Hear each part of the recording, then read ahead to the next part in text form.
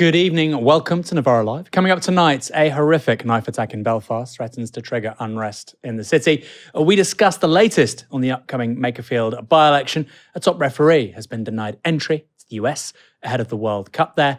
And a viral Jennifer Lopez clip sparks debate on who gets to be a New Yorker. Tonight, I'm joined by Paul Holden. Paul, how are you? I'm very good, thanks. Thanks for having me again. It's a pleasure to have you on. Paul of The Fraud fame. I think I'm going to say it every week. The book's that important. For people who aren't familiar with your work, what is The Fraud about? Who does it focus on? Who are the bad guys? Sure. The Fraud's called The Fraud, Keir Starmer, Morgan McSweeney, and the Crisis of British Democracy. It's a short and sordid history of the political project that currently runs the country, the Keir Starmer government, the people behind him, people like Morgan McSweeney, a think tank called Labour Together. And as we're increasingly seeing with the Andy Burnham selection, there's lots of people around that political project who seem to have moved over to him. So it looks like there will be a degree of continuity between the people that I studied and came to find very disturbing from the sort of 2020 to 2026 period, continuing to dominate our political life. So, which is a pitch to say the fraud is still going to be relevant even if Keir Starmer is not Prime Minister. Well, the Makerfield MP is, of course, one Josh Simons, who is the guru at the heart of Labour Together. And he's apparently informing some of the policy conversations within the Burnham camp. We'll talk about that in the coming days and weeks. If you tuned in last night, you'll already know that we are now over 70% of the way towards our fundraiser stretch goal of 5,000 new regular supporters. We want to say a massive thank you to everyone who signed up to support our work at such a critical time. We started this with about 14,000 supporters. We're getting now towards 18,000 supporters. We have huge plans here at Novara Media over the coming months. If you saw our launch video, you'll know that includes moving to a bigger space, a bigger studio, and really expanding our reporting ahead of the next general election. The more people we have backing us and our work, the more we can do. And getting to 5,000 new regular supporters would mean we can accelerate those plans so much more quickly. Anything from £1 a month makes a huge difference. Use your card or set up a direct debit at novara.media/support. If you haven't seen that video about our plans for the next office, it's linked in the description below. We talk about Novara 3.0. A huge period is coming up for British politics, and we very much want to put you in the front seat. Help us do that by going to novara.media/support. £1 a month. RSPB, National Trust, why not Novara Media too? Paul, why should people support Novara Media and independent media in general? Well, I think maybe one of the biggest indicators of why people support independent media, and Novara in particular, is precisely because you're seen as a threat to the political establishment, and you're seen as a threat to the political projects that currently run this country. I mean, one of the things that I think is really fascinating, and I've just started to see some of the more granular documents around this recently, and there'll be some stories coming out in the next few weeks, is the extent to which the political project that brought us Keir Starmer absolutely hated the independent media space, absolutely hated it, because it was the one place where they felt they couldn't control a narrative, where they lost control of the narrative. And actually, they set about destroying key parts of the independent media ecosystem. I've just seen documentation showing the extent to which Morgan McSweeney and Labour Together were trying to find out how many people in the Labour Party were listening to Novara Media, because that was a problem for them. It was a problem for this particular right-wing faction, if you did, because independent media spaces criticize, they critique, they question, they give a different narrative, and there's lots of incredibly powerful people who really don't like that. Yeah, we have one of the slides recently on our Instagram carousel was, give Novara Media £1 a month, help remove Wes Streeting as a member of Parliament. I mean, that sounds very partisan and factional. I mean, that's probably somewhat true. I don't think he's a particularly good MP. He's certainly not conducive to the public good, as British authorities recently referred to Hassan Paik and Cenk Uyghur. That has been what police are describing as a brutal attack on the streets of Belfast. A Sudanese man in his 30s has been charged with attempted murder after appearing to attempt to behead a man in the city last night. Police have asked people to stop sharing footage or photographs of the attack in order to preserve the investigation. But videos circulating online shortly after the assault appear to show the suspect pinning the victim to the ground before stabbing him repeatedly in the head with a blade. Police have described the victim a man in his 40s, as being in a serious condition and suffering significant injuries to his face, neck, back, and eyes. And it may have been the quick thinking of bystanders that prevented an even worse outcome. Residents of the northern Belfast neighbourhood intervened in the attack, with one onlooker appearing to hit the knifeman repeatedly with a wooden hurling stick. 2 other men also ran into the scene, kicking the suspect while shouting, "Get off." Police arrested the suspect after arriving at the scene at around 10:30 on Monday night. One resident of the street told The Telegraph this about those scenes after police and first responders arrived. "I came out about 11 o'clock last night. The fellow was lying in the ambulance and he'd been stabbed. He had bandages all around his head and he was screaming. For it to come to your doorstep, it's shocking, really horrible thing to read. It's clear that the entire community has been shocked by the attack." And today, the police investigation continued at the scene on Kinnaird Avenue, with cordons and yellow crime markers bordering the crime scene, while residents of the neighbourhood described themselves as very shaken up. One said she'd never seen anything like it and was absolutely petrified and remains very frightened. Despite the violence of the attack, police have said there is so far no evidence of a terror link, though they stress the investigation is ongoing. Political reactions to the horrific attack have been unified in their condemnation. This was First Minister of Northern Ireland, Michelle O'Neill, speaking in Stormont today. This was an appalling and horrifying attack which has deeply shocked our entire community. There is no place for violence of any kind in our communities, and my thoughts are very much with the victim and his family at this time. The perpetrator of this heinous crime must face the full weight of the law. I think we're all united in saying that those involved in violent criminality have no place in this society. Anyone who engages in violent criminality have no place in our community. I want to commend the courage of all those who intervened to remove the attacker in advance of the police arriving. I want to commend the first responders, the PSNI and the ambulance service who responded to this serious incident. And I also want to urge anyone with any information whatsoever to come forward to the PSNI immediately so that a full investigation can be carried out. The leaders of the 5 largest parties in Stormont have also issued a joint statement condemning the brutality of the assault and calling for community calm. Meanwhile, British Prime Minister Keir Starmer said this: "The horrific attack in Belfast last night is sickening. I have absolutely no tolerance for abhorrent scenes of violence like this on our streets.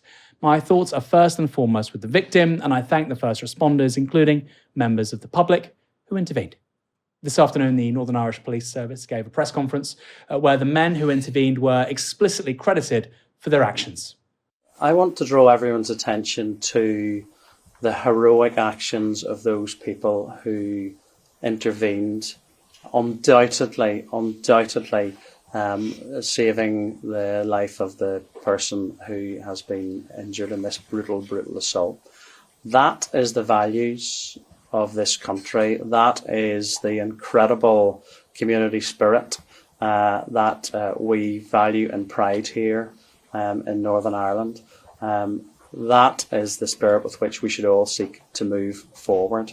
Of course, I have some concerns around having seen violence in our streets over the past 2 years. I reiterate that people have a right to have their voice heard, and they have a right to do that peacefully. If that's done in a violent way, all that does, and I saw it firsthand last year, damages communities and drags young people into it. So I would plead for calm heads in relation to that.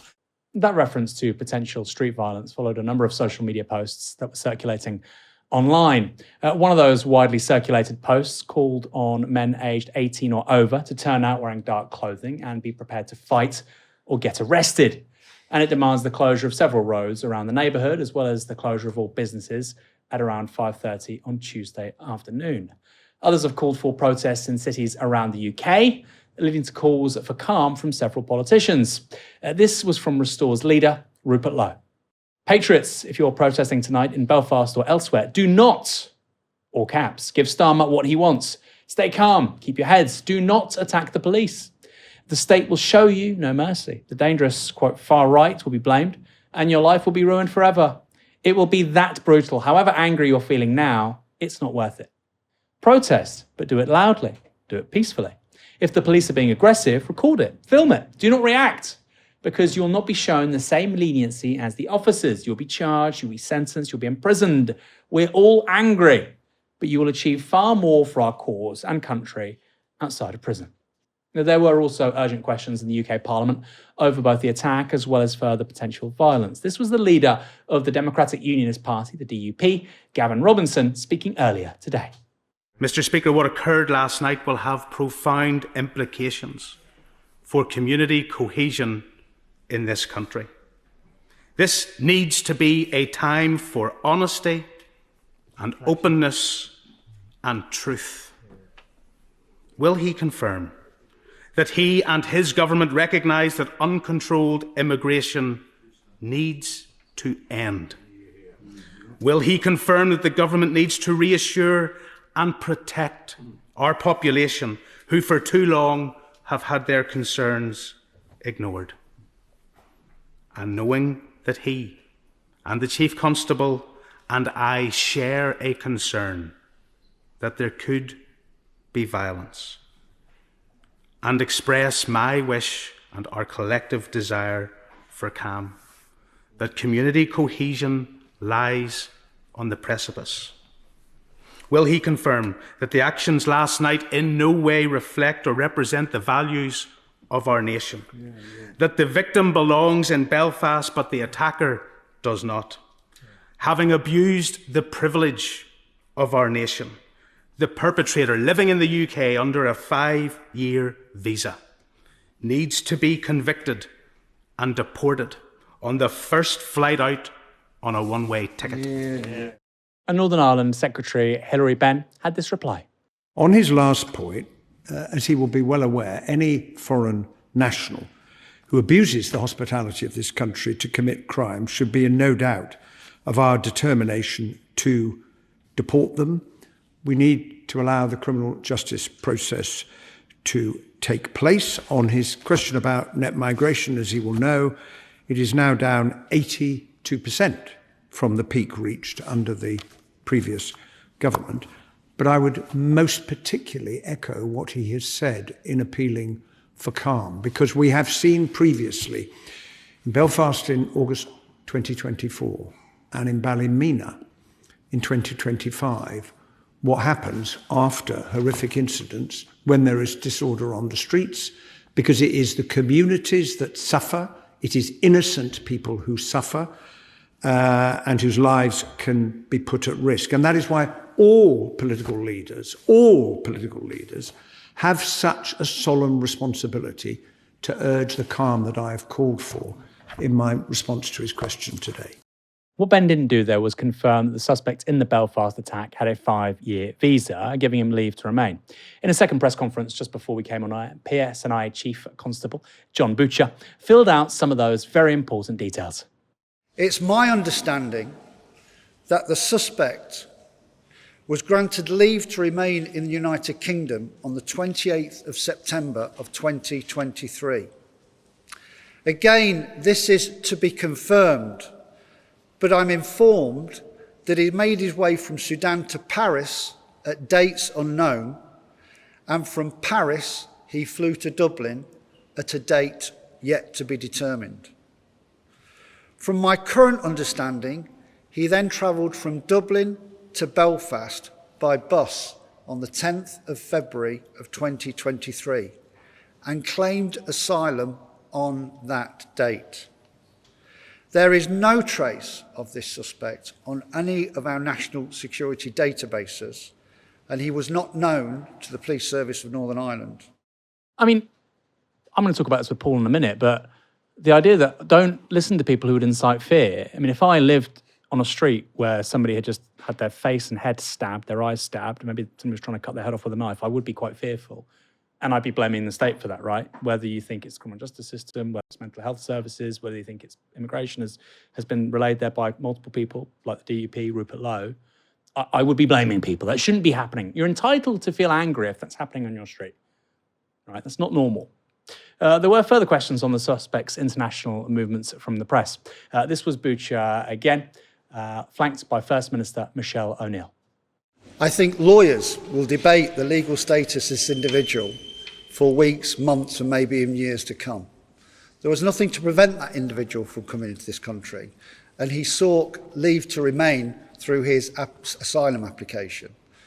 His status when he crossed that border is still undetermined by us, but it's something that we'll be looking at and will come out in the fullness of time. Yeah, I think I agree with the Chief Constable. I think that people shouldn't jump to assumptions. We don't have the full picture here, so I think that's important to say. I think for today, the main focus of all of us, certainly collectively standing here together today, is to appeal for calm.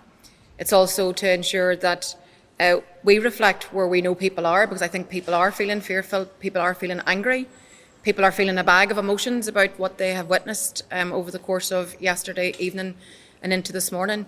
But my message today is one of calm, and don't allow those people that don't care about people here to incite hatred, to incite fear. Don't allow those people who are faceless to orchestrate campaigns and on the streets. I think that is something that I would want to underline from today's press conference. Earlier in Parliament, the DUP had been quick to ask questions about that unchecked land border between the Republic of Ireland and the North, a feature of the Good Friday Agreement. Communities in Northern Ireland are angry, they are demanding answers, and they deserve answers. Sadly today, I don't feel they're getting those answers. And it's not lost on the people of North Belfast, who is in this place today speaking up for working class communities who are very concerned about uncontrolled immigration and the fact that many houses now, that mayors won't even tell how many houses they have full of immigrants. So my question is, was this individual known to the authorities? How many other from the same country are currently being accommodated in Northern Ireland? How did they enter the UK, and what action this government is taking to prevent abuse of our immigration system, including via the land border within the Republic of Ireland? Well, I say to the honourable member that the public are right to be angry about what they witnessed in that appalling video and what they have heard about the attack that took place. As I've already indicated to the House, I mean, some of the questions that she's asked, I will endeavour to come back to her on. Others will be provided in due course once the facts have been checked. It's really important that the facts are checked before information is given to the House, because I won't want to stand here and say one thing and it turns out that is not the case. So checking that thoroughly is a responsibility on me before I inform the House, and that is what I intend to do. Immigration in Northern Ireland has been a hotly contested political issue in recent years. In the summer of 2024, Belfast was subject to several nights of violence as protests following the mass stabbings of several young girls at a dance class in Southport swept the UK, many of them infiltrated by violent far-right elements, though of course plenty of ordinary people also were swept up. And last June, riots swept across Northern Ireland over a fortnight following two Romanian-speaking teenagers being charged with the attempted rape of an Irish girl in Ballymena. 56 people were arrested and over 100 police officers were injured. Paul, what do you make of this? I mean, I said, sort of breaking with the script there, that people are entitled to feel anger at something happening like that on their street. Or feeling unsafe. It's not irrational to feel unsafe if where you live somebody's been stabbed in the head repeatedly. The question, of course, is that issue of division and trying to make political points as a result. What's your view on this and some of the responses we're already seeing from people like Rupert Lowe and people in Reform? There's a couple of things that I think are worth sort of deconstructing. I mean, so first of all, the attack is horrific, and obviously, or like any incident of violence is like shocking to watch, and it is. You know, the extent to which we have the ability to film people and capture these sort of incidents on camera very quickly, then share it very quickly, and it sort of inflames these moments. You know, they become incredibly febrile in response. I mean, I'll respond to like the substance of the underlying allegation. All the people that we've basically been seeing there have been effectively saying, whether it's directly or indirectly, that this is the result of uncontrolled immigration, that immigrants are a threat to ordinary people, that if you're going to have a degree of anger, you should direct that anger at immigrants, effectively. You know, that's whether it's explicitly or implicitly implied, that's what it is. I think what is interesting is the particular language that Rupert Lowe going there. And I think what we saw last week was in relation to the Henry Nowak attack, where our politicians were far more explicit, or I think they sort of crossed the line, I think, from what is like a standard right-wing language of dog whistle into demagoguery. And I think you saw that with people like Nigel Farage, where he called for that cold rage, and it was seen as sort of stoking the violence in the streets. And I think there was a lot of pushback to that because it did happen, it did translate. And there was a sense of, actually these people have shown their cards too much, it's gone too far. So in that week, what's interesting is that Rupert Lowe is sort of signaling, be angry, be upset.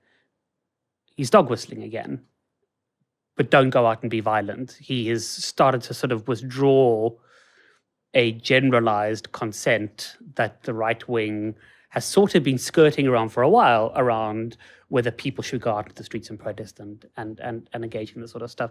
So to me, it seems like there's a dialing down, a very slight dialing down of that stuff, where I think last week it actually reached a fever pitch, and I think it's for all sorts of reasons. But of course, the underlying idea that the asylum system inevitably produces the sort of violence, that the asylum system is to blame for it. Because when you say people should be angry and people should be fearful, I mean, I understand people, you live on that street, you can be angry, you can be fearful. But when Rupert Lowe says you should be angry, what are we being angry at exactly? Well, the state should be keeping you safe, shouldn't it?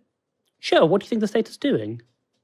Well, it's not kept the person who's been stabbed in the head multiple times. Yeah, but we live in a complex like society where like perfect degrees of safety are not possible. No, of course not. So, for instance, it's not viable to have a society where there's absolutely no violence whatsoever, right? But for instance, and the person was restrained, and the police. I'll let you talk because it's important. I think the British state does a better job at keeping us safe than the American state does with Americans. So it's obviously there's a gradient here. But my point is, people should feel anger if in their local community, when something like this happens, or when Henry Novak died, for instance, she was stabbed. If you live on that street, I think you're entitled to be concerned, worried, anxious. I think you're entitled to all kinds of emotional states, and that to me reflects state failure. The Henry Novak one less so. This more because this is probably somebody who's come from overseas, could have PTSD, a range of mental health issues because of the kind of context they come from, and frankly, there are no mental health services. People are warehoused in HMOs. People are warehoused in hotels. And of course, bad stuff happens. I think that is ultimately that's a reflection of state failure. And then adjacent to that, I said only be a moment, I'm going on now. Adjacent to that is how we treat mental health generally. We closed institutions after the 50s, the 60s, the 70s, care in the community. And time after time with these kinds of incidents like the Nottingham attack when 3 people were killed, to me, that was about Southport too, right? Sure. That was about state failure. And people should be angry about that, I think. Well, I mean, I think that you're right that there are that there's aspects of state failure there, and we spoke about this last week about how you have systems where the police are basically being asked to respond to incidents that are really mental health incidents, and putting pressure on the police to respond to those things where they can't really respond to. They don't have the tools to do it, and we don't know. And I always find it quite hard to speak about these incidents because we are living in like a bit of an informational vacuum about what happened with this guy, what caused the attack, what he's trying to do. Is he on meds and he forgot to take them? We don't know any of that sort of stuff. Who the victim is. We don't know who the victim is. We don't know what the circumstances are. So it's hard to draw like firm conclusions.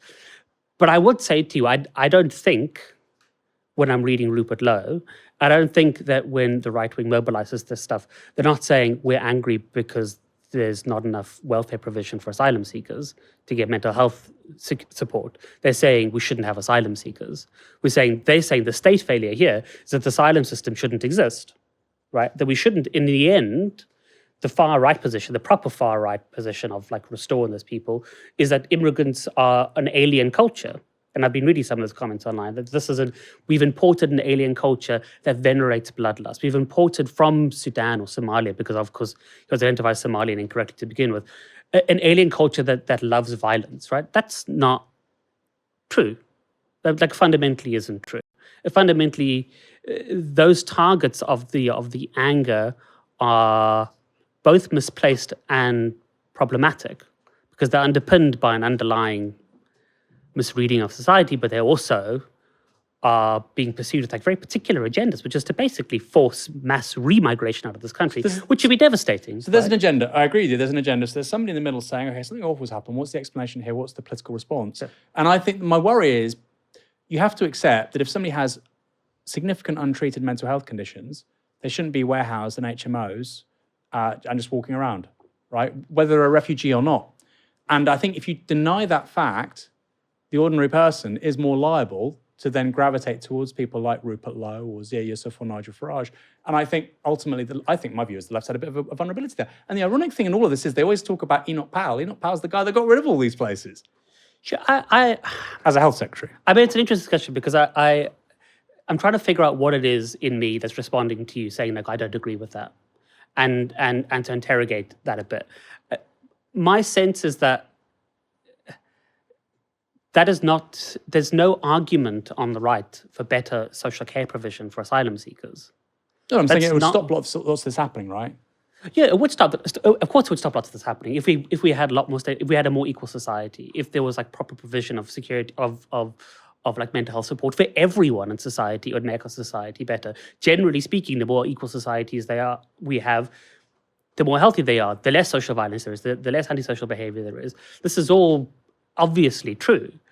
I don't think that's the argument that I'm currently seeing prosecuted by any of our politicians, not a single one.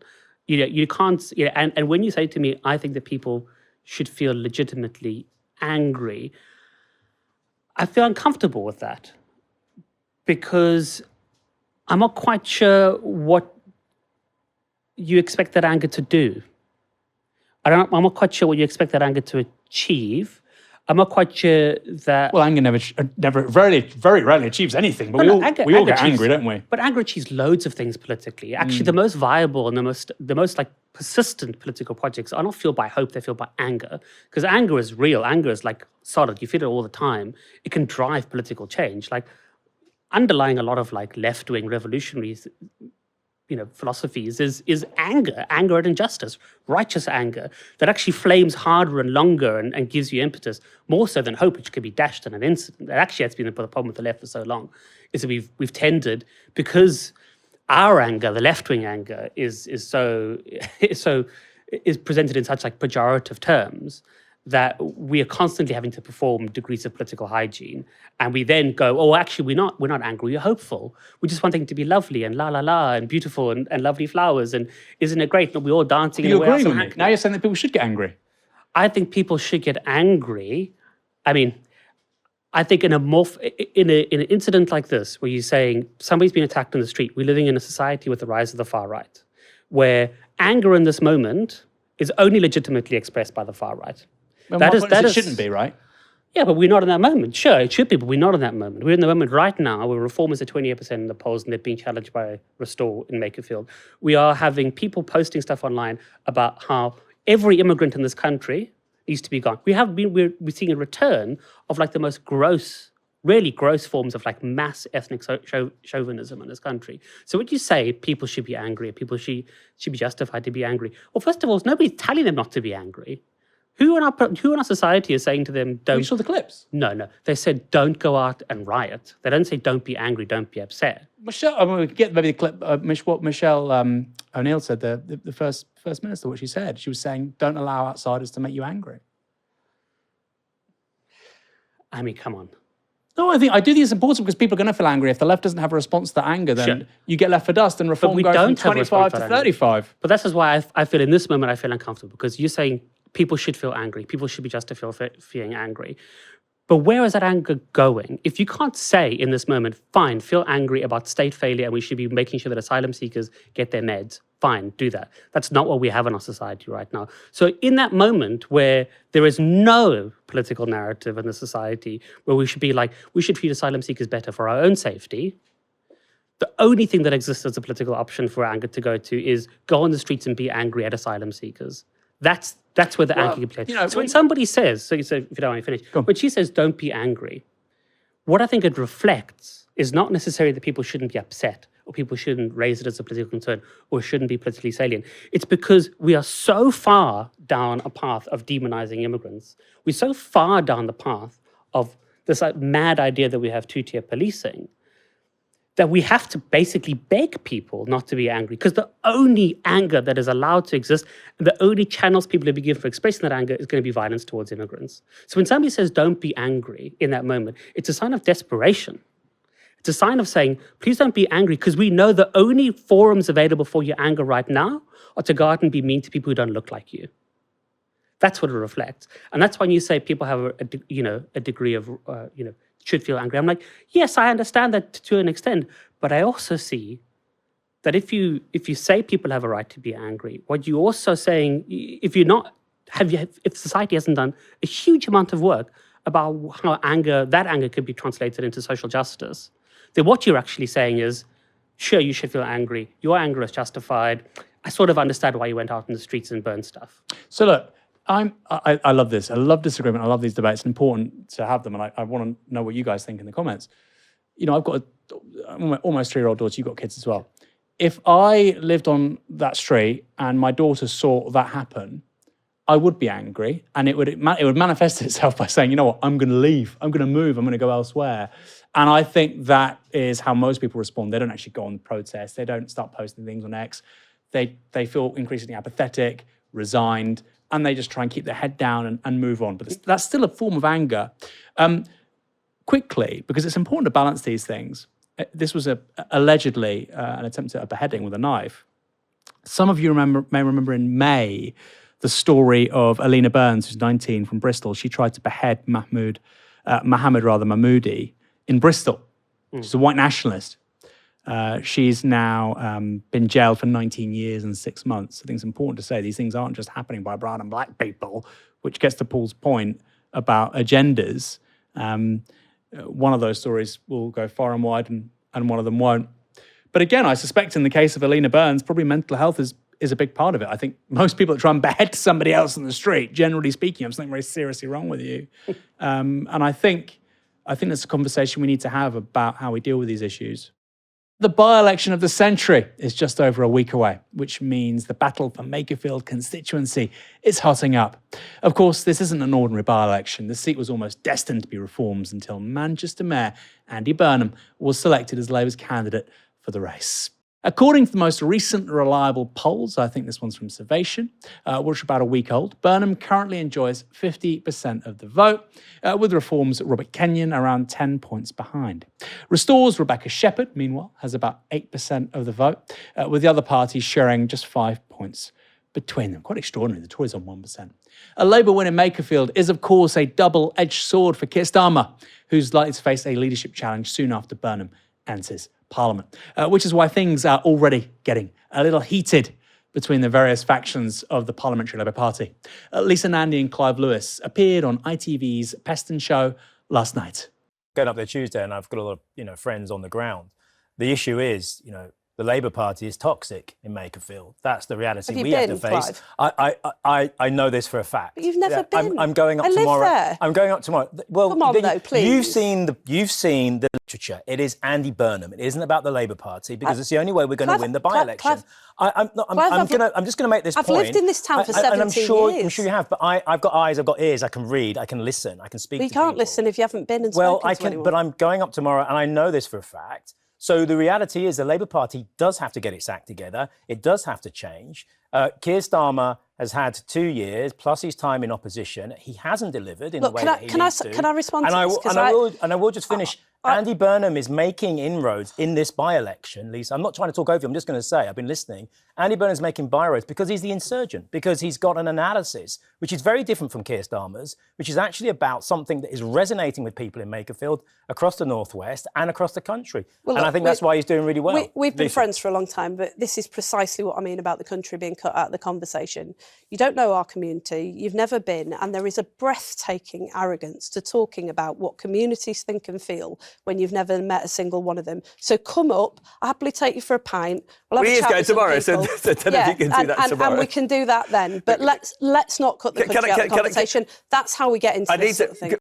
What a load of cobblers. She's saying that Clive Lewis has never met somebody from Makerfield. You've never met somebody from my community. She's talking about British people in the northwest of England, by the way, not some hunter-gatherer tribe in, I don't know, sub-Saharan Africa or an Iranian shepherd in the Kurdish mountains. You never met them. It's like, anthropologically, you have no idea what they could be thinking. Lisa, it's a 2-hour train from London Euston. He might have some idea as it goes. Quite extraordinary. I should say as well, she's right. Of course he needs to go there. I believe that Clive Lewis is up there today. He said that on the show. I'm going up there tomorrow. Of course he should go up there. Of course he should. I was up there last weekend making a documentary for Novara Media. And I can absolutely say, hand on heart, everything Clive Lewis is saying is accurate. It's true. Of course, Lisa Nandy wants to obfuscate around that because the faction which is in charge of the Labour Party has effectively destroyed the party. If Andy Burnham loses that by-election, he is the most popular politician in the Labour Party. If he loses that by-election in the Northwest, I don't think that's likely, but if he does, then there will literally be no Labour MPs anymore, okay? And you can understand why nobody like Lisa Nandy would want to say, you know what, I'm part of a political project which destroyed a 100-year-old party. They spent all that time attacking Jeremy Corbyn for getting 32% of the vote. Believe me, if they lose this by-election, they'll be lucky to get half that at the next general election, okay? Very, very big stakes. I met dozens of people planning to vote for Labour. Dozens. One person said they would vote Labour regardless of who the candidate was. One. She said, I'm one of 14. My dad was a Salford docker. I'll vote for Labour, whoever's the candidate. Good for you, by the way, for being so honest. One person said that. Over on the BBC, the candidates took part in a debate. At present were Labour, Reform, the Tories, the Lib Dems and the Greens. One issue that's come up repeatedly for Reform is women, with resurfaced misogynist comments made online by Robert Kenyon in the past coming back to haunt him. The subject of Reform and women came up again on the BBC. It's fair to say that you had a tricky start to this by-election campaign when a lot of your former old social media posts and things that you'd reposted and thumbs up and so on came up. Is that coming up on the doorstep? Because you have, and I'm sorry to bring it up again, but you have declared yourself as sexist, and I'm just wondering how women on the doorstep are reacting to that. Well, I'm knocking on loads and loads of doors, and there's a lot of female volunteers coming down. It's not an issue that's coming up on the doorstep, and when it has come up on the doorstep... Would you say you're not a sexist now? I'm not a sexist, no. I mean, that comment's made 15 years ago. That wasn't 15 years ago, that comment. No, the comment was 15 years ago on the Rugby Forum. Does that mean you're going to apologise today? I think I've addressed this issue once before. But, okay. No I'm just going to move on. So it's not an issue that's coming up. And the only time it's come up on the doorstep is when female voters have said, take the notice, they're just trying to smear you. It's absolutely come up on the doorstep. I met loads of people who said it wasn't the comments about I'm a sexist. By the way, when did that change? That was 15 years ago. Okay, what year were you no longer a self-described sexist? 1 year ago? 2 years ago? That's still a problem, right? 10 years ago? Okay, maybe not. It was the comments around abortion and what he said about British women. Awful comments, which were relayed to me. You know, that's 50% of constituents. I'm a constituent. If something happens with me in the NHS, an abortion goes wrong, reproductive health is a major issue, what, he doesn't care as my MP? I don't want that kind of person in Parliament. Quite reasonable, isn't it? It's your health at stake. The issues between some women and Reform go beyond Kenyon's old posts. You have the female vote. Yeah, and like I said, we've got, there's a lot of misinformation going on out there, saying something about women's rights, because we want to scrap the Equalities Act and replace it with the Workplace Fairness Act, and all those women's protections are going to carry on straight over. So Suella Braverman. Why scrap it in the first place? It's just I don't think anyone can really trust what the Reform Party are saying on this. I think we're going to have to talk about it's the DEI that will be scrapped from the Equalities Act. All the women's protections, hard fought for, hard won protections, will all be protected. So DEI is women's protections, like fairness between gender and sexes is part of diversity. All the women's protections are going to carry across. It's not been drafted yet, so I can't give you the accurate details. I'm anti-DEI, but I'm pro-women. Okay? I'm anti-DEI, but I support gay marriage. What parts of DEI are you against? I mean, it's probably better at this point to say that, right? Some polling in the New Statesman suggests that women's votes really will be the major battleground for Reform in the Makerfield by-election. While Reform comes much closer to Labour with men's votes, it's very, very close, with just 2 points between the two parties, the gap widens significantly among women, amongst female voters. Labour has a 13-point lead over Reform. Interestingly, people supporting Restore aren't really split by gender. Actually, women in the constituency are more likely to vote for Rupert Lowe's party than men. On the subject of Restore, their candidate, Rebecca Shepherd, was excluded from a recent by-election Question Time special. She wasn't a main player in the BBC debate last night either, though she did get a few seconds to introduce herself in a short clip. Hi, I'm Rebecca Shepherd, your Restore Britain candidate for Makerfield. I've run a small business here in Wigan Borough for most of my adult life. I'm not a career politician. With Restore Britain, I'll put Makerfield first. Safer streets, better send support and reviving high streets. Nationally, we'll reverse mass immigration, reward British workers with lower taxes, scrap net zero and put the British people first. Restore Makerfield and restore Britain by voting for me, Rebecca Shepherd. Well, that's the candidate for the party coming third in the seat, given a whole 30 seconds during that debate. Now, you don't have to like Restore or support them to think there's something strange going on there. Other parties who got the same don't even feature in the polls at all. That includes the Libertarian Party, as well as several independents, including Count Binface. Paul, I mean, it's a story in itself that Restore are probably going to become the third party in Makerfield, significantly ahead of the Conservative Party. I feel like we're not talking about that nearly enough. The Tories getting maybe 1 or 2% of the vote. I'll talk about that more in a minute. Should they have been included on BBC Question Time last Thursday? I mean, it seems a bit crazy to not include them. I understand that, the BBC will say that they're not an established party, they don't have any MPs, where some of the other parties do, they're historic, but it does seem like you have enough of flexibility there to say, this is actually they're a dominant force here. There's polling coming in where you could see they're going to be at 8%. Now, I'm pretty sure that if they go on BBC, Question Time or Newsnight, I'd probably find what they have to say absolutely abhorrent. And maybe that's a useful thing, actually. Maybe a degree of scrutiny could be a useful thing. It's obviously a double-edged sword because somebody can go on there. And that was always the talk about Nick Griffin. Don't have Nick Griffin on Question Time. It's the same thing with Nigel Farage. Don't have him on you, giving him a platform. But it does seem to be a bit of a ridiculous thing where you have a political party where, Restore won all of the ward seats in Greater Yarmouth. Rupert Lowe is influential. He's plainly influential. He's influencing the Reform Party. There is a pretty intense and explicit dialogue. And on current polling, the Reform Party is going to form the next government. And they're going to be in dialogue or competing with Reform, which is going to be putting them to the right.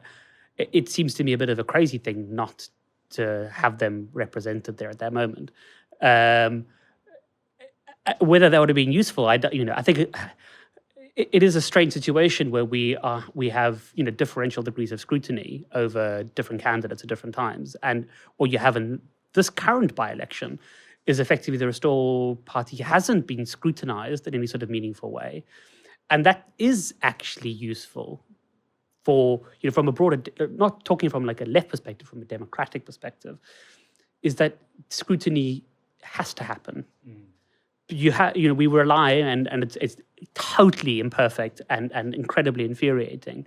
But one of the few things that we do have as a society is we do have a media that can put questions to representatives who want to stand for office, and we can gauge from those answers whether there are people we're voting for. I mean, before that clip, I had no idea who the candidate was for Restore. I had no idea that even their name for Makerfield. And, which basically allows it to be entirely the Rupert Lowe party. But actually, I mean, if she'd been put on Question Time, maybe she's totally inappropriate to be a person. Maybe you question her for a second. I mean, I saw this recently. I mean, it's not a fair thing to say because she's not here, but I went to an event recently with Layla, where Layla Cunningham was speaking for the Reform candidate for mayor. It was this event called Uppity, which is really great, really interesting event, organised by a guy called Nels Abbey, and it's sort of it's pitched as as a London forum for the Black intelligentsia or the BAME intelligentsia to discuss issues around politics, and invited Layla Cunningham to speak about why should is Reform racist and should Londoners vote for her. And actually, it was an incredible experience because that scrutiny changed my perception of her altogether in that moment. Actually, it was a really interesting experience. I don't think that Layla Cunningham convinced anybody in the room, or more than 3 or 4 people in the room, that she was worth voting for. But that was useful. I saw a side to her, and I saw a side to Reform's politics that I've never seen before in another situation. And right now, we basically have some people going to be voting for a candidate they don't know at all. They don't know whether, she hasn't been probed at all to see whether she's a competent person. She's the temperament to be an MP. So it seems ridiculous not to have her on. No, I couldn't agree more. And, it's quite possible that you have a situation where Labour win and, they get 8% more than Reform and Restore get 10%, at which point loads of people on the right of politics, quite fairly, although not all those voters necessarily go to Reform, they might just not vote at all, but quite fairly would say, look, we were trying to squeeze that vote Reform would be the one saying, please have Restore on BBC Question Time because we want proper scrutiny of these people and their policies because we want their votes. It does seem very strange to me to not have the party that's polling third being scrutinised. I find it rather strange. On Makerfield, quickly. The Tories, for me, is the story that nobody's talking about. You know, I saw when I was there, this is an important detail, right? I saw no canvassers, no Tory canvassers. I saw no Tory voters.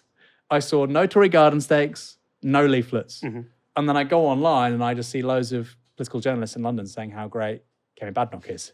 There's something strange going on. Paul, what are your thoughts about the Tory party long term? Oh, yeah, that's a difficult one. I mean, I think at this point they are, I think their brand is so utterly toxified that it's very hard to see them reconstituting themselves to be a force in this next general election. But I do think there's something to be said. I mean, you know, we throw around these terms of like, this party's been destroyed, this party's been annihilated, and we've been saying the same thing about the Labour Party for a while. But there is something about, you know, these are institutions, right? Like the Tory party is an institution that's been going for 200 years. They have, you know, there is like a machine around the Tory party that still exists that is actually a machine of governance. And it's like a machine of like getting people into, you know, a machine that interacts with the media, it interacts with the political establishment, or interacts with, you know, the military establishment. And that doesn't necessarily wither on the vine immediately. And you do feel that, you know, to the extent that reform, if it starts to fall back in the polls, I mean, there's always the fundamental question that the voters have when they're voting for a political party is, do you see the leader of this political party being prime minister? That's what people will make a decision and a vote on, right? That'll be a key thing that they have to make a decision on. And based on last week, I think that Nigel Farage did a huge amount of damage to that brand, actually, as like somebody who can lead the country. I think his response to the Henry Novak thing really backfired in terms of public perception. And that will start filtering through. And in that moment, you can see in that moment, the Tory party becoming salient. My hunch, though, is that that's not going to happen in the life of this parliament. My hunch is also that there will eventually be some sort of, I don't think it's entirely viable that reform entirely displaces the Tory party in the next 2 to 3 years. And I was speaking to a journalist recently who knows the Tory party way better than I know it, and knows the Labour Party way better. And the strategy that they have is quite interesting. They're speaking to Kemi and speaking to Kemi Badenoch's team what the strategy is. It's precisely this idea that on the right wing of politics, there's generally a sense that Farage is great as an insurgent. He's great as an outsider. He's great. He's been incredible in achieving his politics, being on the right and pulling everybody with him and basically saying, I'm going to stand regardless of whether you lose. But generally speaking, his experience of leading an organization is pretty poor. That, you know, he constantly falls out with people. That, you know, it's precisely why Restore has basically split off, is because there's a personal dispute between Farage and Rupert Lowe, which is now sort of calcified into, you know, different political positions, but underlying it is actually a personal animosity. And there is a sense in the Tory party that it's not unbelievable that at some point this all falls apart. That Farage's personality and the people around him isn't sufficient to actually see something through in the long term, and they'll emerge as like a viable candidate. But they're not getting 40% or 50% of the vote like they used to get. Like, that period of our politics is over. And I think it's over for a long time. Yeah. I think that's true. It's something we've not talked about yet tonight because, you know, these stories were coming in late. But some of the things you saw about Rupert Lowe saying with regards to this breaking story, our first story tonight in Belfast, basically blaming reform, blaming some of the former Tory ministers like Sola Braverman, like Robert Jenrick. Robert Jenrick, of course, was the immigration minister in 2023. This person, this suspect, entered the country that year. So Rupert Lowe is now blaming reform for Britain's immigration issues. Interesting dynamic. And of course, it was very easy for Farage, if he thought he had the right sewn up, just to tack to the centre, to get a coalition and get over the line and have a majority in Parliament. Restore changes that rationale quite significantly. And I think it's a major, major problem for them. We've not talked about it nearly enough. Before we go to our next story, on the Restore candidate, you know, if she had been on BBC Question Time and she'd been scrutinised, she might have ended up in the same place as Robert Kenyon, right? Robert Kenyon was absolutely annihilated, I think. And a great line that Labour canvassers told me was that whenever you've got an undecided voter in the constituency, you just say to them, okay, I'm not going to persuade you. Go watch BBC Question Time. Great line, right? And a great resource if you're campaigning for your person. The Makerfield by-election is also in many ways a test of whether Labour can convince working class voters that the party has their interests at heart. On Newsnight, that clash over who gets to speak for the British working class was personified when former RMT General Secretary Mick Lynch clashed with Reform's very own Layla Cunningham. What happens in the right-wing factions is up to them. You've got the hard right, militant right in Reform, and the ultra-right under the other party. Reform's going to find that harder because as they try to appeal to the centre to consolidate their vote, they're going to have to try and stretch their blanket to cover these ultra-right nationalists that are represented by Rupert Lowe. They're all despicable as far as I'm concerned, and working class people should turn away from them. They should turn away from the hatred that is being spread. What hatred? What hatred?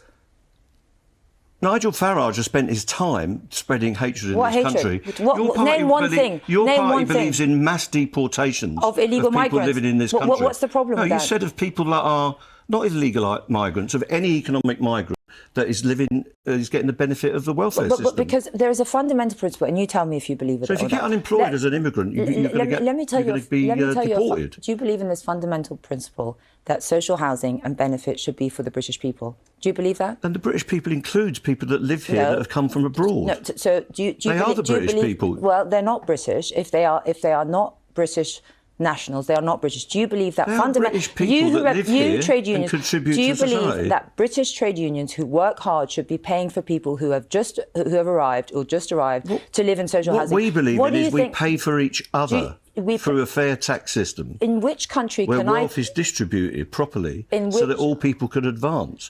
She's saying, in which country, we'll go to this in a second, but which country can I do? You can do it in lots of countries. I know lots of British people that went to Germany and got job seekers allowance for 6 months and did German classes, quite cushy, actually. What did you think of that conversation? It was an interesting one because, again, it's like so much of our conversation is dominated by effectively like a culture war debate around immigration. And it's so refreshing, actually, to have Mick Lynch present like a what used to be like a really standard answer to these questions, right? Like a standard, this is why we have social housing question, why we have welfare. It used to be pretty much understood widely. I mean, when we had a different form of political education here, that you have social housing and you have welfare because that's a working class position. Because if you don't have those things, what you do is you create vulnerable populations that can be exploited by bosses.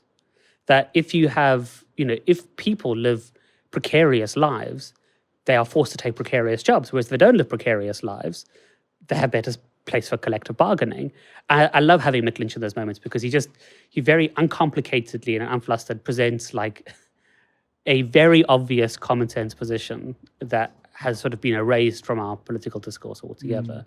I mean, if you start like probing the stuff that Layla Cunningham says there, like none of it makes sense. None of it holds up. I mean, first of all, if you're a recent immigrant to this country, and I came a long time ago, but generally speaking, if you're a recent immigrant to this country, you pay a lot of money, first of all, to come here. You pay a lot of money into the NHS to use it. You have to pay an NHS surcharge. About $2,500 now, right? I think it's more than that. I mean, the cost to become a citizen here is really, it's a huge amount of money that you put in, right?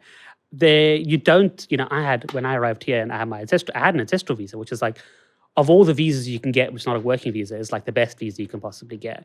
And even that was like primarily stamped large, said no recourse to public funds on it, right? Like I can't get state benefits. I can get, maybe if I have a child, I can get childcare benefits to help me to work. But I couldn't go stay in council housing. I couldn't. And this is actually the position from a lot of immigrants here. So when she's saying British people should be put in social housing, generally speaking, it's people who have passed that threshold of immigration where they actually do have settled status and now on the path to immigration, they can get access to that stuff. But like this stuff is, it is the sort of the ugly grievance politics that Reform is specializing in. And there is a logic to it, but it also falls apart very quickly. And I think what's disappointing in our political space is that people like Mick Lynch, he used to be what the Labour Party looked like. He used to be the type of MP that the Labour Party would select. He used to be the rank and file of like the people making the argument in the press, and he's not. He bears no resemblance to he would stick out like a sore thumb on the PLP. He'll stick out like a sore thumb amongst the media outriders. Compare him to Darren Jones. That voice has gone, and I think that's part of the reason why somebody like Leila Cunningham and Reform is succeeding, is precisely because that voice has been annihilated in like a Mandelsonian PLP, so that nobody's making these very straightforward. This is a class-based argument. We have a welfare state for a class reason. It's not just about humanity. It's not about kindness. It's about your bottom. It's about your pocket. If you're a working class person, or actually any working person in this country, if you don't have welfare, you will earn less, because your bargaining position is weaker. That's just the way it works, because it's going to be a downward drag on wages. And I think it's useful to have somebody who's based in the trade union movement to explain, this is actually how you improve people's well-being. It's not by being miserly and saying cutting welfare. It's by actually increasing the amount of welfare provision, because that will increase your bargaining position in society. That is a good, solid trade union argument, and I like to see it make it. I should say, there's good arguments about changing certain government benefits. I think, for instance, the triple lock, I don't think, that money should still be spent publicly, but I think you could allocate it in a much more sensible way, have a double lock on pensions. But on job seekers allowance, if you think people can live a decent life on JSA, try it for a few weeks. Anyway, that debate between Leila Cunningham and Mick Lynch continued. You believe in isolating people and taking advantage of poverty so that you can divide them and make your friends even richer. I fundamentally, I don't even understand what you said. We fundamentally believe in one principle, that perhaps this is why you're losing votes, is that when people elect you, they are there to serve the British people and no one else. Okay. And British public service built the NHS. They brought in education. They brought in the welfare state, and they progressed this country and rehoused millions of people during a crisis. Reform will cut all of those things. You'll cut our NHS, you'll privatise it, and you will get rid of the Employment Rights Act, because you have called us, trade unionists, a cancer in this society. Why do you have to spread lies to win your, argument? Go on, respond I just said you'll privatise the NHS. No, that is not our policy, and you know it very well, and you and Labour Party have to spread lies to win the argument. Let's keep the conversation honest, Mick. Let's keep it how it is. We are the only party that believe that the government should serve the British people first and foremost, and if British people are working, they should... Political parties believe that. No, they don't. You don't. The British government should serve the British people. I don't remember that necessarily being Nigel Farage's position in the early days of the Iran war. It sounded pretty much like he wanted us to be America's poodle rather than actually looking after this country's interests and its service personnel and actually making sure the economic bottom line was what mattered. They deploy these arguments when they like to. I should also say Mick Lynch's parents are both Irish nationals, I believe, when they came here. He's a second-generation Irish immigrant, so he knows what he's talking about. They were not people born in this country. They obviously made a huge contribution to it, not least by having such a wonderful son. The 2026 World Cup starts in 2 days. No, I don't believe it either, but it's true. That opening game between Mexico and South Africa will take place on Thursday. Of course, this summer's event is being hosted across 3 countries in the Western Hemisphere: Mexico, Canada, and perhaps most controversially, the United States. I say that last one is controversial because the US is presently governed by one Donald Trump, who is sure to use the tournament for his own personal ends, be they funny, chaotic, or geopolitically hazardous. And the last few days have been unprecedented in some of the things happening to supporters, players, and even referees. On that last count, yesterday, it was revealed that Somali referee Omar Abdul Qadir Artan was dropped from the list of officials after he was barred from entering the United States at Miami International Airport. Artan, who is 34 and was a referee at last year's Under-20s World Cup tournament, says he was subject to an 11-hour immigration interview before being denied entry to the US, despite holding the, quote, right papers and right visa. Artan was set to be the first Somali to referee at a World Cup finals ever, having previously officiated in the 2025 CAF Champions League final. That's Africa's equivalent to the UEFA Champions League. No reason for Artan's repatriation has been issued by US immigration authorities, but Somalia is one of several countries on a travel ban list that was introduced by the Trump administration. After speaking to US authorities, world governing body FIFA said Artan would miss the tournament. Here's what ex-Arsenal and England legend Ian Wright had to say in response to that news. I just read that the Somalian referee has been denied entry. Every few hours, it's another story. Another story about fans denied, players denied, officials denied, journalists denied. Now refs. You know something? I'm laughing, but it's not funny.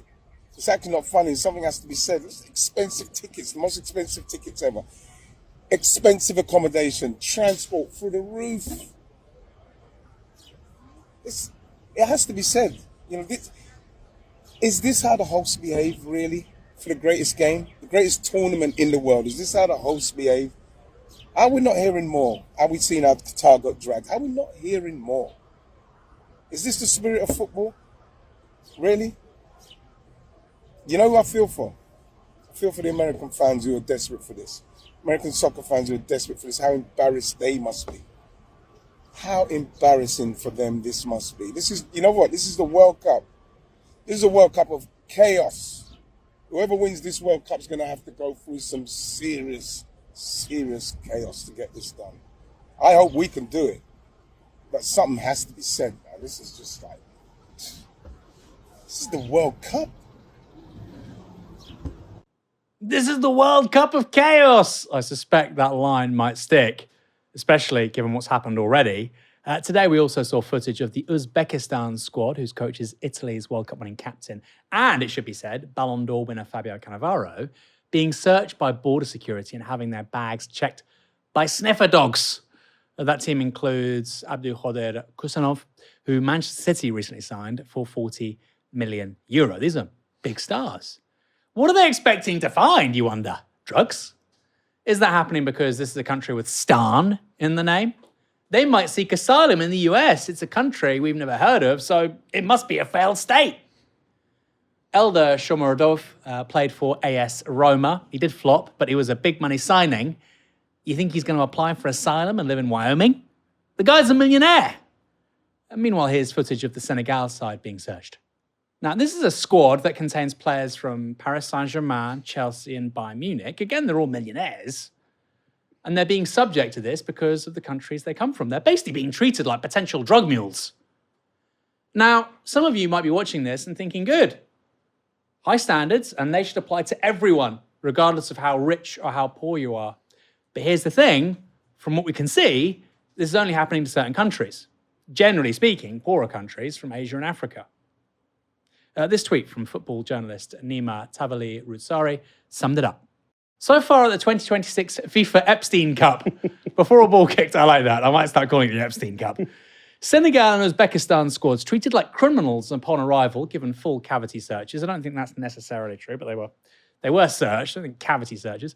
Africa's best referee sent back to Somalia, despite having a diplomatic passport. Iraq team photographer sent back, despite valid visa. AIPS, International Sports Journalists Association, calling on FIFA to sort out unacceptable visa issues of African and Iranian journalists. 90% of Moroccan fans with tickets denied entry. 14 members of Iran backroom staff denied visas. Not a word from Gianni, today I feel black, gay, disabled, etc. Infantino. More of that in a minute. You're thinking, what the hell is that last line? All of this is a world away from those incredible words of Gianni Infantino, who, by the way, has said nothing about any of these issues, just highlighted, whether it's the referee or fans or photographers. He hasn't said a word. Now, him not saying anything is very important because Infantino is the president of FIFA. Here's what Infantino said all the way back in 2022. Today, I have very strong feelings. I can tell you that. Today I feel Qatari. Today I feel Arab. Today I feel African.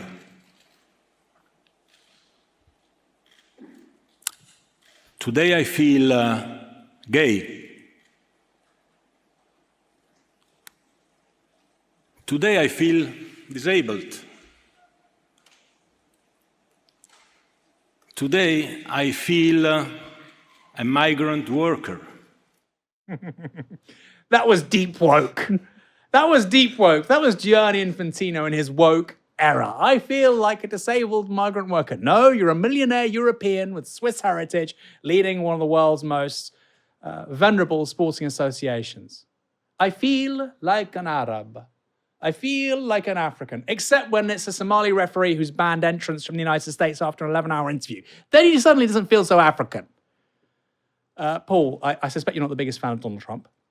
No. Do you think this will be the World Cup of chaos? So I've never seen that clip before. Have you not? It is absolutely hilarious. It is like David Brent has taken over FIFA and is delivering like a pitch speech to the nation. It's incredible. I mean, it's going to be... This to me feels like the two worst systems and organizations coming together in a hellscape to ruin football for us all, right? Like there is no worse organization in this world in terms of like fan support, in terms of corruption than FIFA. I mean, FIFA is just awful, like from top to bottom, the most outrageously like capitalist driven, selfish, deeply corrupted organization on the planet. And this has been like a consistent theme. Is, I don't know if it's always been the case, but certainly from about 2006, 2010 onwards, it became really noticeable. And we had a first-hand experience of this in South Africa because South Africa hosted the 2010 World Cup.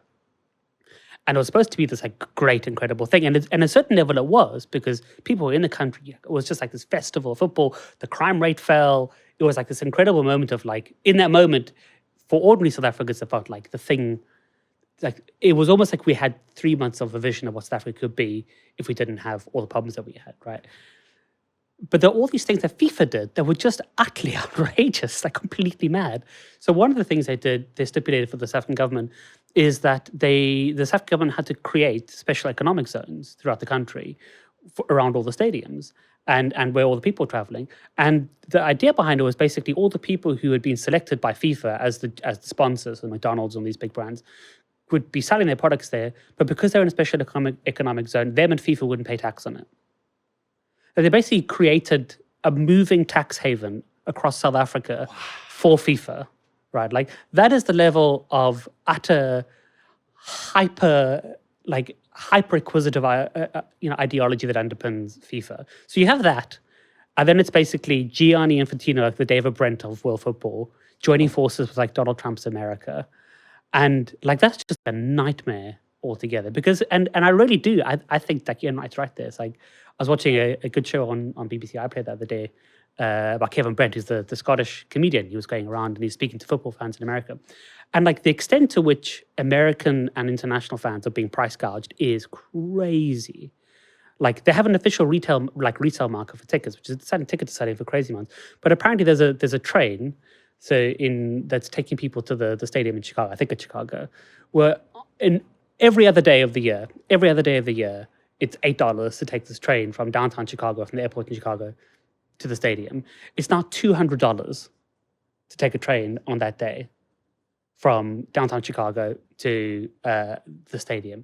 And that's just like these awful combination of like the most acquisitive, deeply corrupted, entirely captured by capital football body, which really is like it's a blight on world football. It really is at this point. Like it's just like an awful system to extract wealth for like the worst people, and then every now and again provide sport washing services for dictators. Going into Donald Trump's America, of course, it's going to fall apart like this. I mean, the sad reality is that that's to be expected. In a sense, it's to be expected of Donald Trump.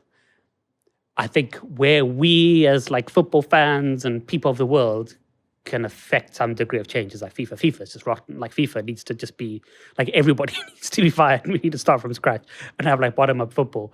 Maybe you guys could run FIFA with your Novara media shirts. Maybe we could. I like you said sports washing. I saw a great tweet earlier on saying Donald Trump has invented reverse sports washing.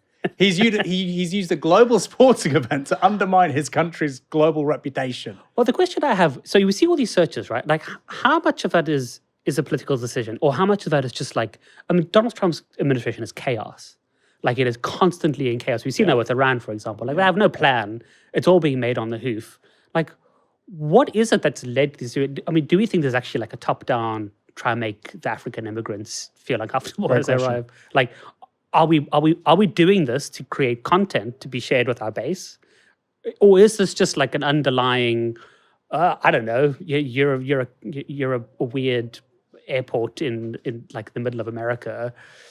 Use the protocols you normally use for like shiploads of people coming from Africa. We don't know, right? I mean, what it does, I think what it'll do is universally undermine Donald Trump's reputation in the world. Like almost more than anything, because actually most people aren't super politically engaged. If you ruin the World Cup, you mess up the World Cup. That is really unforgivable. They don't get it. I mean, look, Somalia, 25 million people. They all hate you now because you stopped the referee, the first ever Somali referee at a World Cup. He can't do it now. They all hate you for no reason. You've not won anything from that. And also, by the way, I saw some people saying, well, it's because there's, this is the migration policy with regards to Somalia. So why did that require an 11-hour interview in Miami? You could have just sent the email 2 weeks ago, right? It's because it's about ritualistic humiliation of people. That's the point. And you said about hypercapitalism, people like Michel Platini allege criminality. And I think this is quite interesting. The space of, enterprise zones, tax havens, tax avoidance, and then just potential alleged criminality. These things often go side by side. On your point you made a moment ago, it should be said that supporters aren't having a great time of it either, with surge pricing being applied to everything, including travel to and from stadia. For millions of commuters, New York's Penn Station is a way to get to work. But for many World Cup fans, it could be the start of a very expensive journey. Ticket to the stadium normally costs me $13, but fast forward to the first match between Brazil and Morocco, this same ticket will cost me a whopping $98. I would say it's fair to the people trying to make money, of course. It's not fair to the people who want to just go watch the games, want to see the country represent their soccer teams.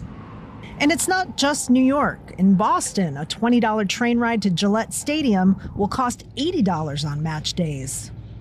The train ride from Manhattan to East Rutherford in New Jersey is just 15 kilometers, but New Jersey Transit says they're facing $50 million in additional expenses as a result of the tournament.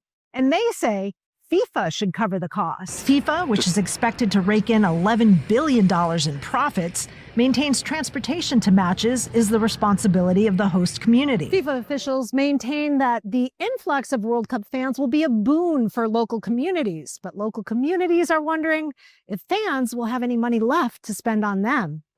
I feel like the Americans should have worked this out before trying to become hosts for a World Cup, right? Hey, maybe we shouldn't pay for all this stuff. Maybe don't apply. The whole point of a World Cup is that the world comes. Kind of the idea. That's what hosts have been doing since the very first tournament in 1930. But the Americans have to be different. No. We're not going to pay for all these people to come to our country and spend all their money here. South Africa and Qatar and, South Korea, Italy, Mexico, Brazil, England, France.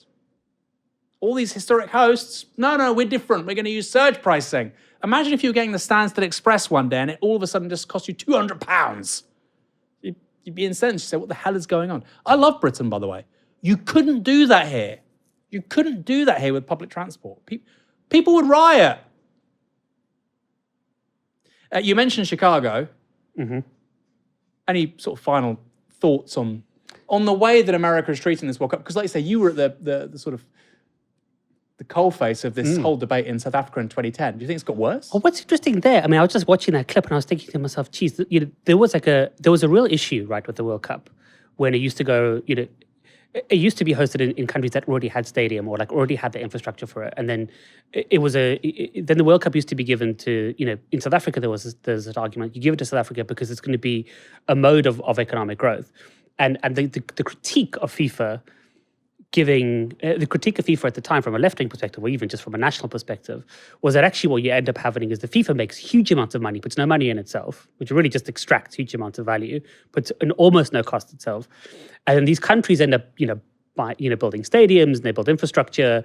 And then after the World Cup, a lot of these stadiums aren't used. And you can, Greenpoint Stadium in Cape Town is barely, you have football, which is barely Washington. America's not the same thing. America already has existing infrastructure. So if you're already having Americans starting to say, hold on a second, is this an economic white elephant for us? You must be thinking like the level of extraction that FIFA is achieving in this World Cup to create that level of resentment in a country which doesn't have to do outlays. It doesn't have to build a bus rapid transit system to carry people from, Otamba Airport to the stadium. Like all the stuff is there already. Like it shows the extent to which this level of acquisition and this level of unfairness is filtering through even to a country where they're not like a developed country. It's basically saying, actually, hold, I think we're being ripped off here by FIFA. I bet it's extraordinary. I mean, that kind of felt like a literal nightmare. I was going to say a nightmarish fever dream, but a literal nightmare. People are now paying $200 to go to the Gillette Stadium.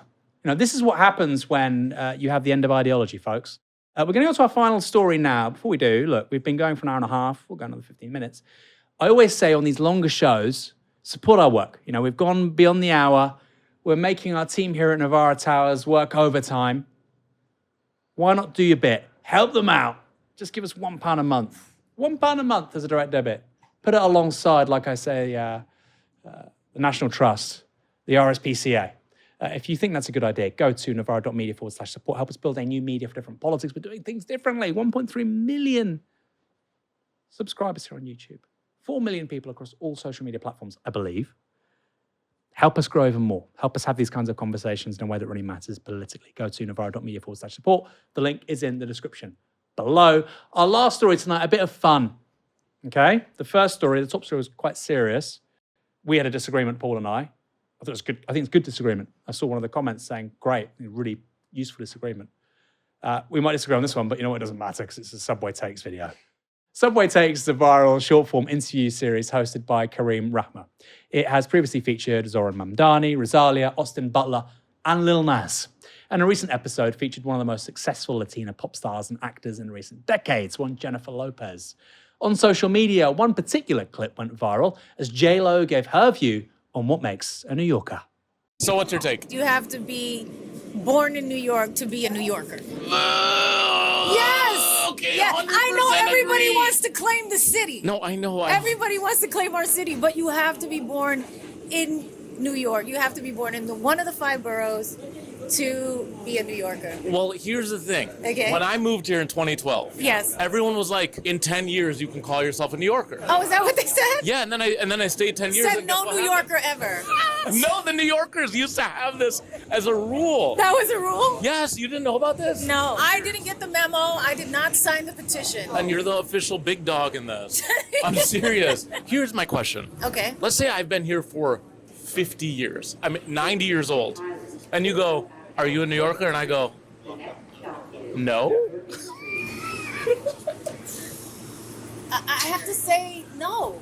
You live in New York. You take on characteristics of New Yorkers, probably by that time.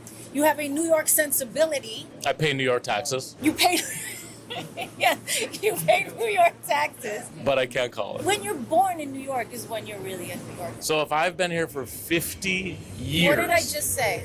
Do I need to say it? See, this is very New York right here. I said what I said, and I meant it. I'm glad this was my first take. Jenny from the block forever, baby. I'm just checking. I think, Boris Johnson was born in New York. Boris Johnson was born in New York. Now, I know what you're thinking. I don't watch Novara Media to hear about Jenny from the block. But actually, this is important, besides the fact that sometimes it's good to talk about slightly lighter stories. Why is it important?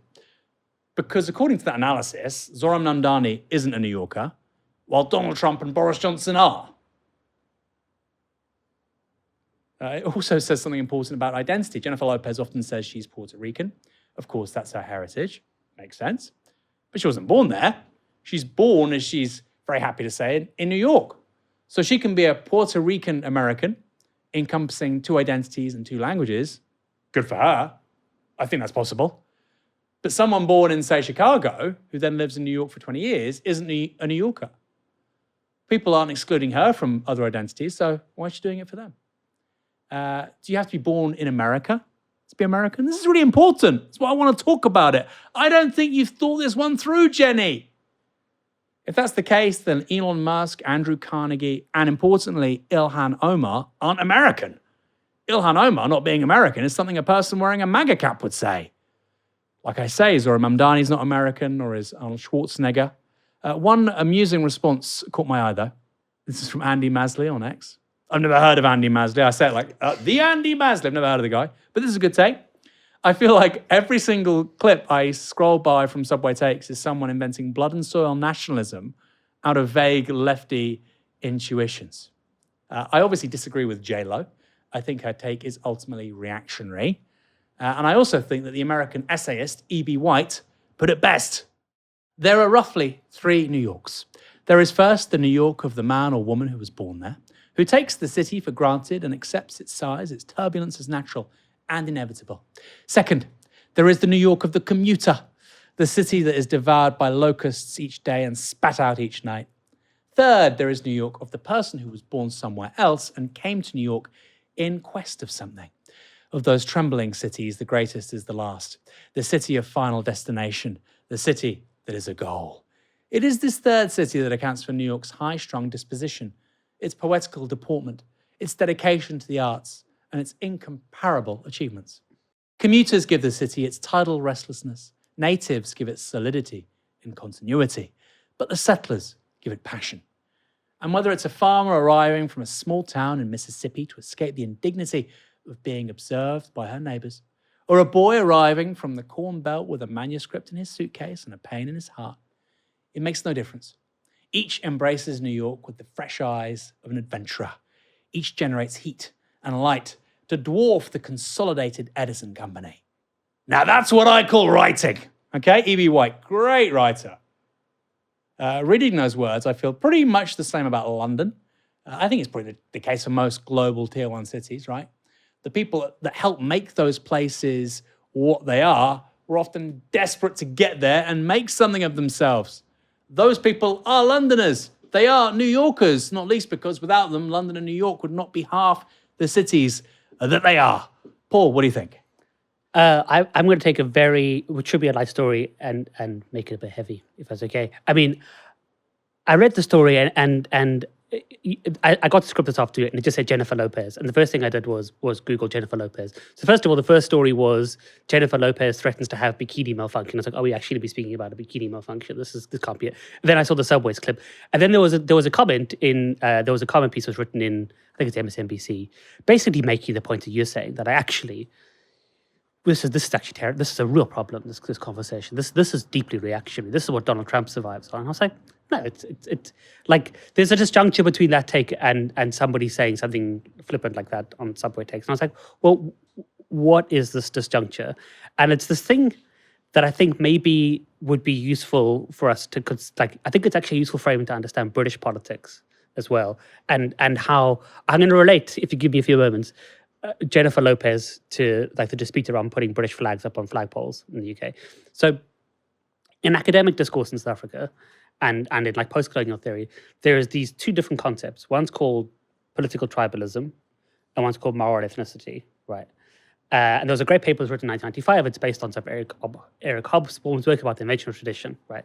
And basically the theory is, which I think is right, is that human beings together, when they congregate in communities, they form identities. They have languages, they have a sense of where they are, they have cultural markers, they wear different clothes. And that's normal. That is the natural part of human experience, of communal living. We generate these identities. It almost sort of comes from within it, and it's a moral thing. It's part of the way we generate meaning. And part of it also includes that sort of moral process. It includes saying who is and isn't in this community, right? It's saying, oh, you speak a different dialect to me, so you're not in this community. That is, I think, a relatively normal thing. It just is what it is. It can be a very good thing, could be a bad thing. Political tribalism is something different. And this is what I think where this disjuncture comes. Political tribalism is taking a moral ethnicity and fixing it in time and place. It's saying a couple of things about it. It's saying, first of all, that it's essential, that there's something essential to Zulu culture. There's something essential about Zuluness or being Sotho or being Tswana. There's something essential about being English, about being a native English person, right? And the thing that actually concretizes that, the process by which a moral ethnicity, which is fluid and the boundaries are fluid, and people are always discussing who's in and who's out, and if you're a Londoner, if you're not, which is a fun conversation, What makes it real is when there's an economic or political consequence attached to that identity. So in South Africa, the classic example is that beginning of the century on the mines, all of the labor had to be done, basically white labor aristocracy, and then you had people, basically migrant laborers from the reserves, from the countryside coming to work in town. And they'd come from different sort of moral ethnicities, from different tribes. And the white overseers and the sort of the colonial administrators had to find a way to organize these people into labor groups. And they did it by ethnicity. And they sort of started saying, well, the Shona people are martial, therefore they'll be the policemen. The Zulus love digging, so they'll be the people who work underground, right? And suddenly those things became material. You could say, actually, I'm Shona, therefore I deserve to be in the police squad. Actually, I'm Zulu, therefore I'm a digger. And people would start marshalling those identities. So the reason why I don't think it's a big deal, but also why I think it's interesting, is that I think that what Jennifer Lopez is doing is what we all do. She's swimming around moral ethnicity. She's swimming around who is and who isn't Londoner, who isn't and isn't inside, what dialect do you have? The stuff of it's actually what we do as a society. It's actually quite natural, it's quite normal. And it's not political tribalism, because what would be political tribalism is she says, actually, if you're not born in New York, you can't live here. Actually, if you're not born in New York, you can't get social housing. Actually, if you're not born in New York, you can't be the New York mayor. Right? Then it becomes political tribalism. And that's the difference, right? This is where I think this is the space that the far right occupies brilliantly in this country, if you want to deconstruct it. So I remember watching an interview with somebody, it was when this time, if you drive into Essex, my brother lives in Colchester, and I drive out to go visit him, there's quite a few cities you'll go through, and you'll see the British flags flying, right? And you'll see the Union Jack, and you speak to people, and you say I understand that it's quite a disturbing thing. I feel worried by it, as an immigrant for all sorts of different reasons. I read something into it. And often when it's raised with the far right, they'll be like, well, aren't you proud to be British? This is just a symbol of Britain. Why are you scared of it? And it's precisely because the far right loves to play with the blurring of the line between those two things, right? Because they love to play with the idea. Because, the English flag can't just mean, I love the English football team. I watch Bake Off. I like, the idea of what is English around a flag and what is culturally English. It can be Eric Idle. It can be Monty Python. It can be grime. It could be all sorts of things that we can put into a melting pot, mix together and come up with a British identity. But what the far right is saying, what they're playing with is no, we believe there's a fundamental Englishness. And these people, if you're fundamentally English in some deep nativist way, which is bullshit, excuse my language, but it's nonsense. That doesn't exist if you examine that as a concept. There's no such thing as an essential Englishness. I mean, English language has only existed properly for 400 years or something. But they're trying to say that Englishness is the way we're going to organize the distribution of resources in our society and politics. We'll determine who does and doesn't have rights based on this identity. And that's where the tension comes in. That's where they play with it. Because we know, actually, to a deep level, and this is what fascists do. Fascists love playing with this line, is we know at a deep level what you're actually saying is you're making a political tribalism argument. But when I confront you with it, you're acting in bad faith. You say, no, I'm making a moral ethnicity argument. I'm just expressing my proudness of being English. We know that's not true. And that's where the blurring comes in. So from Jennifer Lopez's perspective, I actually think that is actually, from a left-wing perspective, I think that's a sort of a joy of what it is to be living in society. It's fun to decide who's in New York. They're having fun in that conversation. I mean, ultimately, sitting outside of New York City is the Statue of Liberty. That's the sign of New York, right? That's just bring us your poor and your weak from around the world. That's the ultimate New York identity, is that everybody comes from everywhere and lives there, right? They're just having a fun discussion around the sides. If Jennifer Lopez was to say, if you weren't born here, you have to pay higher taxes, or you don't get a green card, or you don't eventually get to settle here, or you don't get housing, that would be Donald Trump. That would be the far right. And actually, I think if we were speaking about a left political positioning, I think it's silly to try and say that we should erase cultural differences like that if they're not politically material. I think that's something that we can celebrate, we can have fun with. We can have fun with it. But I have to say, for me, the big takeaway from that clip is that New Yorkers are insufferable. No Londoner would do that, even if they have similar conversations. Just the whole thing. You probably find that she'll speak to somebody and be like, you're not from New York because you're born in the wrong borough. So like only Brooklyn is New York, right? Sure. Like, but New Yorkers do this all the time about like who could be. It's strange you don't ever get that with London. I've never had anybody say to me like, "You're not a real Londoner." No, Right. they're not insufferable like these people.